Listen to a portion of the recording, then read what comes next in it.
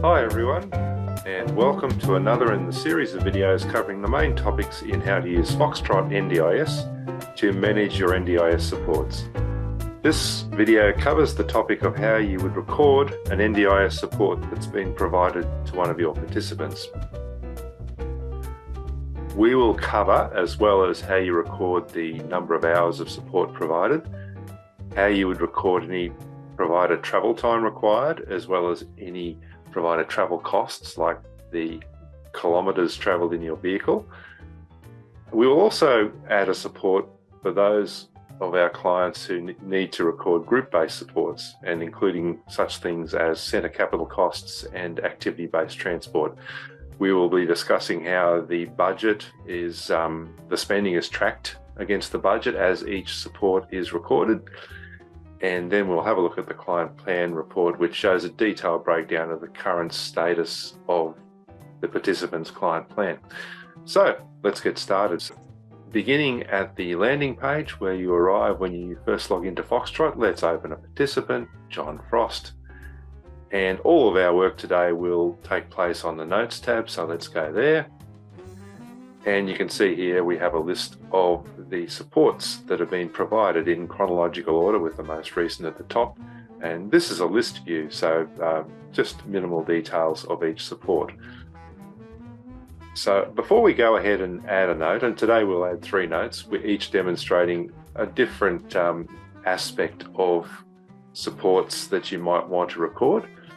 But before we go ahead, let's have a look at the filters. So these notes, the list of notes that you see is determined by the filters that have been entered up the top here. By default, we're seeing all supports added for the last 30 days. But if you wanted to see only a particular type of support, let's say, such as house and yard maintenance, and only those supports provided by one support worker, let's say me, Steve Schwanke, and since the beginning of February.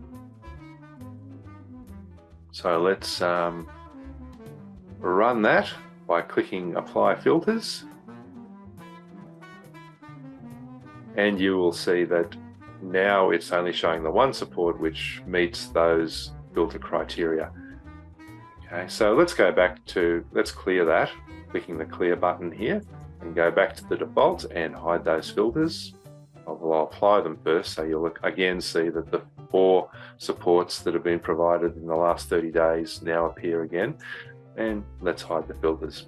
Also, before we go on and add a note, there's an expanded view. So if you want to see all the details within each of the support notes, click on Expanded View, the little checkbox up the top there, and it opens all the support notes up, showing all the details that have been entered when the support note was recorded in the system. So you can see things like the travel kilometres, for example, if you wanted to know that. Let's shut down the expanded view and go back to the list view. And we can also expand an individual note rather than all of them. So by clicking this little black down arrow, we can open and view the details of an individual note.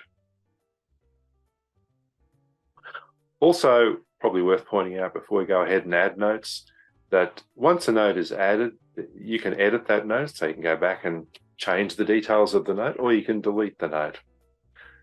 But to delete the note, you will need a high level of access. Usually only managers will have access to delete notes, and edit is restricted to people with a high level of access like managers, and also the person who added the note can change what they entered in the note for a period of 1 hour after the note's been added. So let's go ahead now and add a note. We'll add 3 notes, but the first one will be a straightforward simple note. Let's add a note for assisting a participant with preparing their breakfast. Now that will fall under the item Assistance with Personal Domestic Activities, which we select. Now this blue banner will change colour to amber if more than 90% of the budget has been used, and it will change to red if the budget is completely spent. Also, the system won't allow you to save a support against the budget where the budget will become overspent if that support is added. One thing also worth pointing out is that this list of support types here is a list of the support types that have been added into the client plan. So it's not all the NDIS supports, it's only those in this participant's client plan. And all we need to do, assuming that it was me who provided the support and I provided the support today, I don't need to change those. I don't need to enter a unit price because we maintain that for you. We maintain the price guide each time it's updated, and so the current unit price gets pulled in. All you need to record then is the time spent, 1 hour, and the travel time that you might have been required to do to get to the participant's home, and save that. So there you have a very simple support note, and let's add another note, show a few more of the details that are available on that screen. So let's this time assist with preparing dinner. Same item.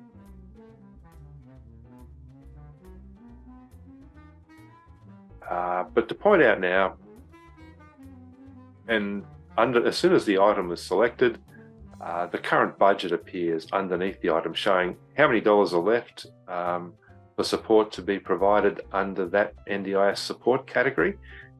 And also, if you're budgeting at the item level, it will show how many hours are left for this particular item. Okay, so I go ahead and enter the time spent, the travel time, and this time we're charging also for the use of the vehicle at a kilometre rate of 85 cents. So you enter the number of kilometres travelled. Then you could also enter toll and parking costs here under other costs. And before I save that, I'll just point out a few other features here. You can click hold invoicing if, say, the client plan is not yet active and you wish to record this support note but not bill it until the plan is available. So you click on it, you would tick hold invoicing, and then come back later when you're ready to have it billed and untick that, and then it will flow into the billing process. Also, if it was a non-face-to-face support or an NDIA required report, then you need to tick those items to inform NDIA of that when the billing is run. Okay, so we just save that. And we've created a second support. As you can see, it appears now at the top of the list. And lastly, I will add a support for a group-based support. And so if your organisation is not providing those, you might like to skip ahead in the video to the next part of the video, which is of use to you. But let's go ahead and add a group-based support. So let's say it's table tennis in a centre, one of our centres. So the item in this case is a group-based support, group activity standard weekday daytime. And a group-based support has a few extra things that need to be recorded. So you will need to enter how many support workers were involved in the support. So let's say we had 2 support workers and 3 participants. And let's say that the session went for 2 hours with no travel time required for our providers, nor any travel kilometres to be charged, but there was an activity and our participants went on a little bus trip. So in this case, we're going to charge a flat $20 fee for the activity-based transport. So it's going to be charged to each participant. So I'll untick that apportion transport cost to group, and I'll enter the amount to be charged to each participant. Our bus. And we could also charge a kilometre rate if we wanted to do that instead of a flat amount, but we're charging a flat amount on this occasion. And save that, and there's your group-based support waiting to be billed. So there it is at the top of the list. I'll just expand it and talk about one other thing too.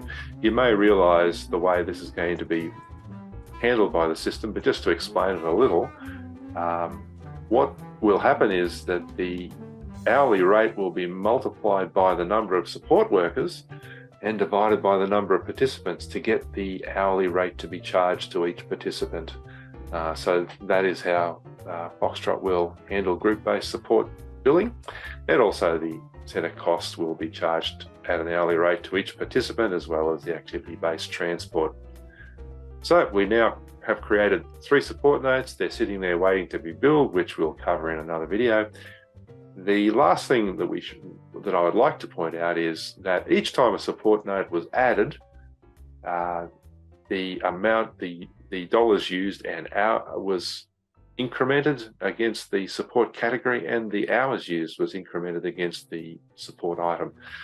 So we can see at the top right here an overall summary of the total budget, total budget amount used and amount remaining. But if you wish to see a full breakdown of the budget, click on See More here, and it opens a nice report which shows a full breakdown of the current client plan, a list of all the categories and items, and the budget status of each. So you can see here at the top the client plan start and end date, how many days have elapsed and how many days remaining, and then we go down to the first of the categories. What was the budget of your service booking, and how much has been used out of that budget, how much is remaining, and then down to the item, and each of the items is listed under each support category.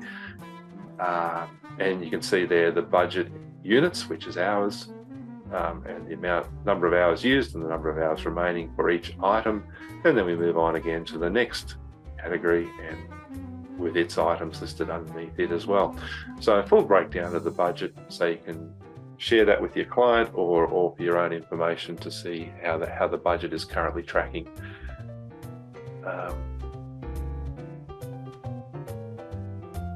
So that's all I have. Thanks for watching. I hope you found this useful. And if you're ever unsure of the best way to do something, then why don't you give the help desk a call on 02 6233 0900 or email us at helpdesk@stepsoft.com.au, and I'll speak with you then.